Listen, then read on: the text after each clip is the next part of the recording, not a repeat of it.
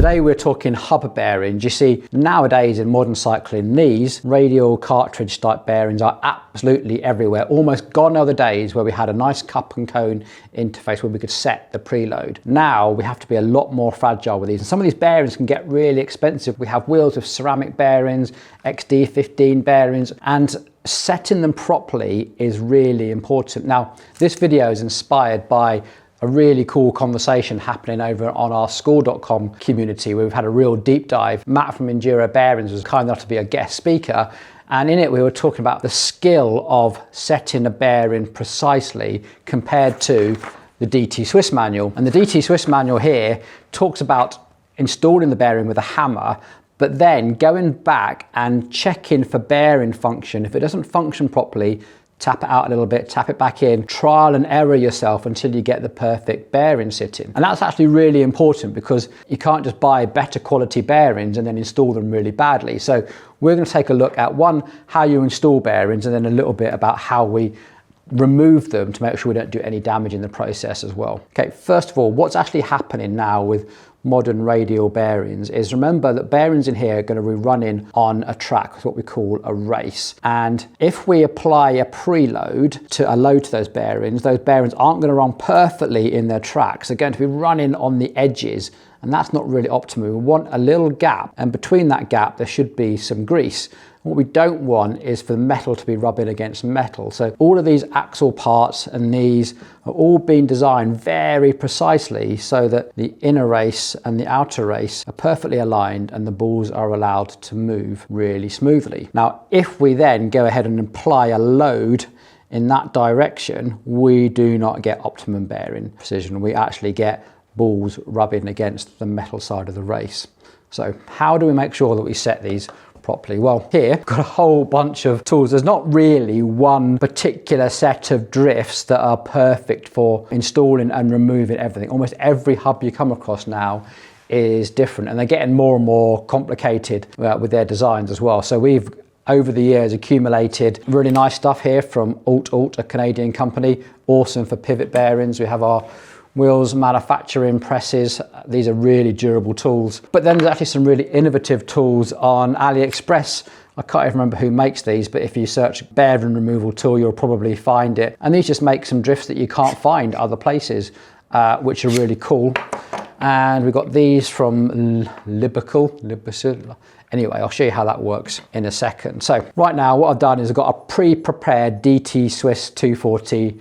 The same rules apply no matter what the hub is, you know, H-Works, whatever hub's in front of you, setting the bearings, if you're using radial bearings, is really important. So with your DT Swiss hub, I've installed the drive side and the ratchet. Remember, this is the one that's inside the actual screw. And then this applies to any hub that you're going to come across where you've got steps here in the axle and the bearing's going to rest against those steps. They've essentially been made so that when everything's clamped in your frame, that the radial bearings will run in their tracks. That's why it's important to set them correctly. So what we need to do is put the axle in and rest it, which means that you're going to need what they call an over axle kit. So we used this from Alt. We've got a whole range of different sizes in here for all the different types of axles and stuff that you're going to see. They've got the nice plastic one, so if you need to rest it on top of this ratchet, you're not going to do any damage here. But this needs to be long enough to receive that shaft, and then we're going to set our bearing. This goes in, remember the orange seals on the outside. So now we've got the hub shell and the axle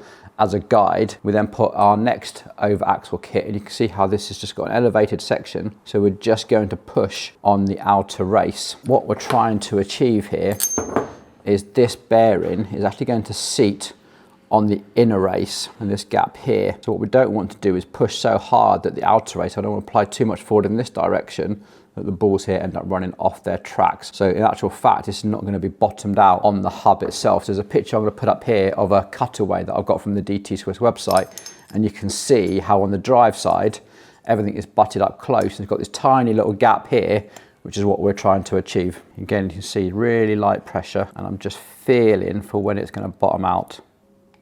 There it is. And if we've got it right, that should spin completely freely. If it doesn't, there's probably just a tiny little bit of grittiness there. You can just maybe hear it. We can just put the tiniest little pressure back that direction to center it back out. So to do that, I'm just going to push on this axle and push ever slightly this direction. So I'm going to need a receiver to go over here. So this is a big thing, and then we've got like a little centering cone. Keep everything centered. It's going to be a super subtle movement. There we go.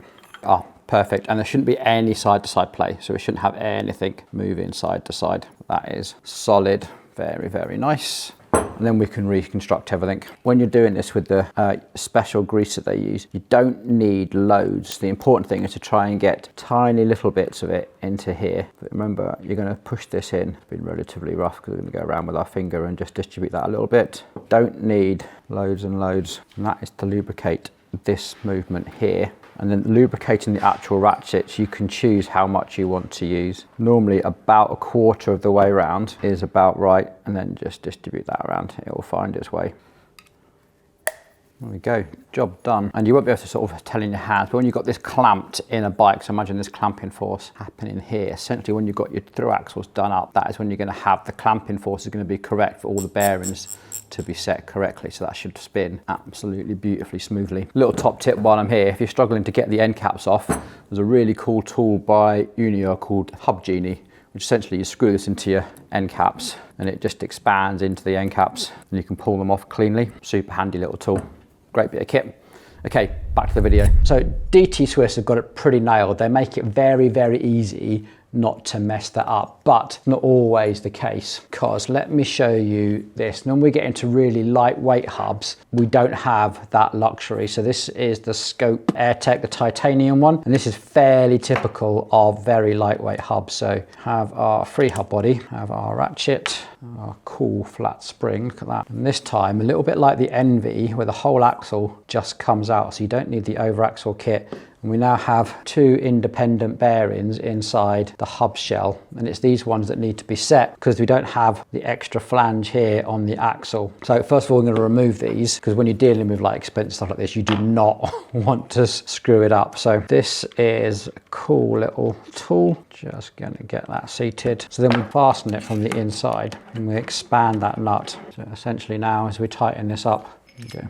And there's our bearing, nice and clean. So what I'm doing is just inspecting this to see if we've got any stats on the bearing here at all. And it is really not giving much away. When you come to buy bearings, you'll often find, especially for hub bearings, two clearance ratings, either CN or a C3 are the two popular ones that we see. Now the CNs are normally better for this part of the hub shell.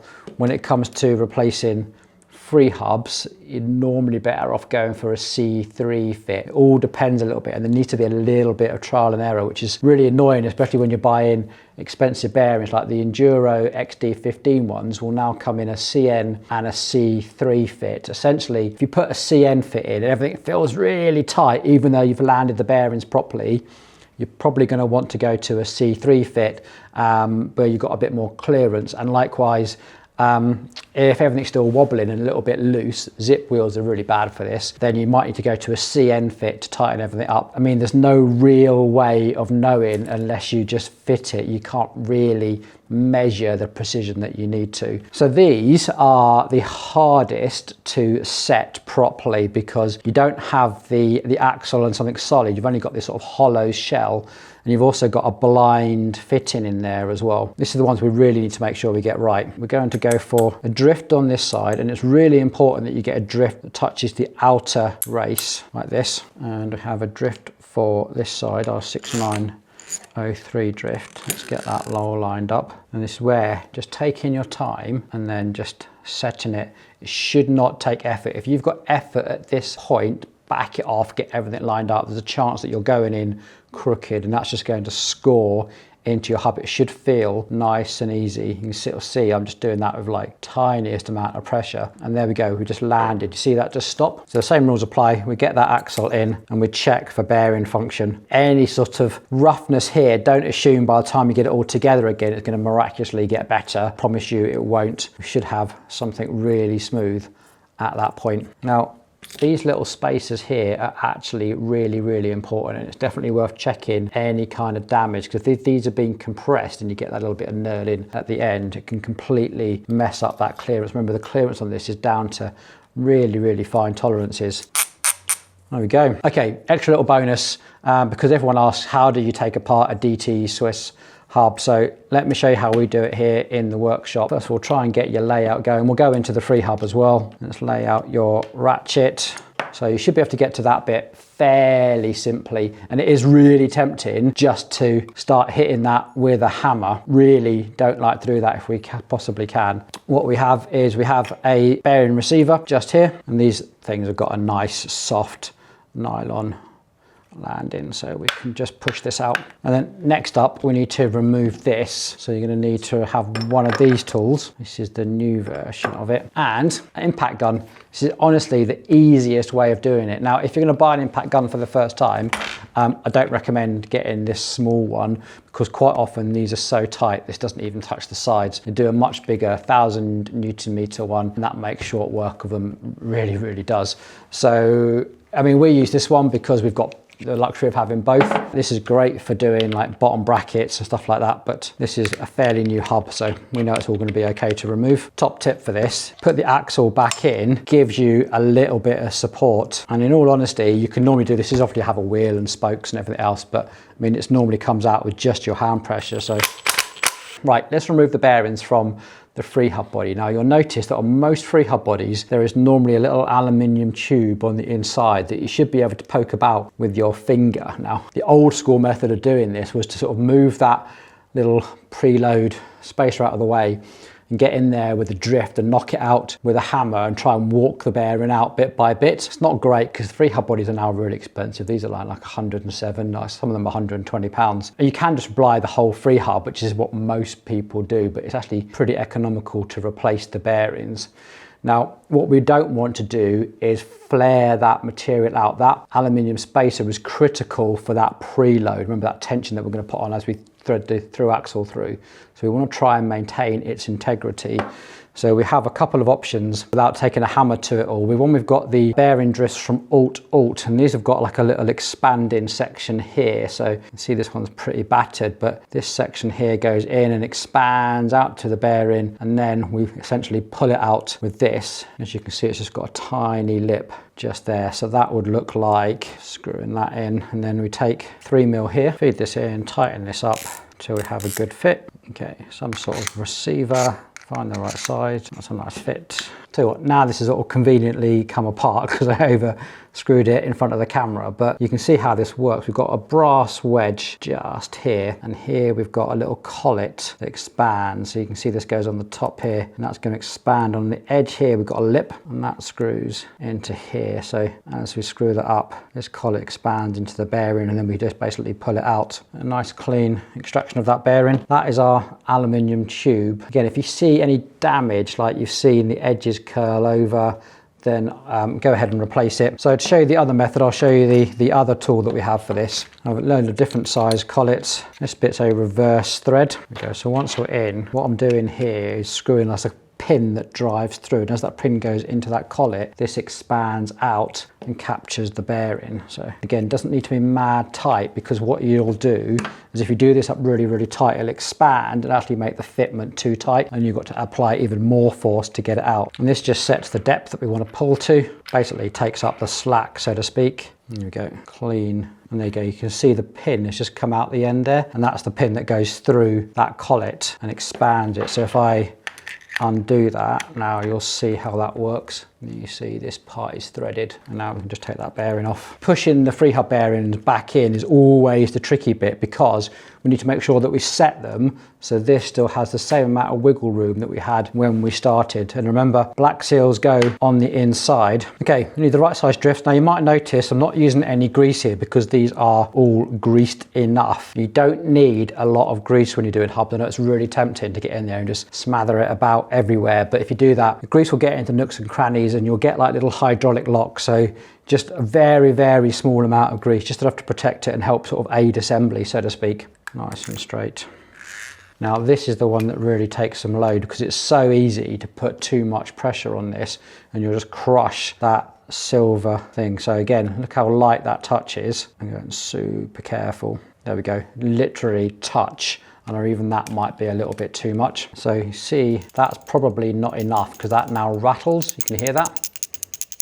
Whereas before I had to use my finger to push it. So I'm gonna have to go back in there and just give it the tiniest little extra turn, but we're almost there. We know we're almost seated, just need to go a little bit deeper. There we go, that's better. So now I can put my finger in and move it, but it stays where I put it. I've got to sort of forcibly push it back into place. Now, if I can't move it with my finger, it's way too tight. You're gonna have to come back, extract it and get it set properly. That is perfect, that's ideal. There we go. To do these really well, you do kind of need a range of tools. You can do it at home, but you'll never get the precision unless you've got a really good drift set to really set those bearings properly.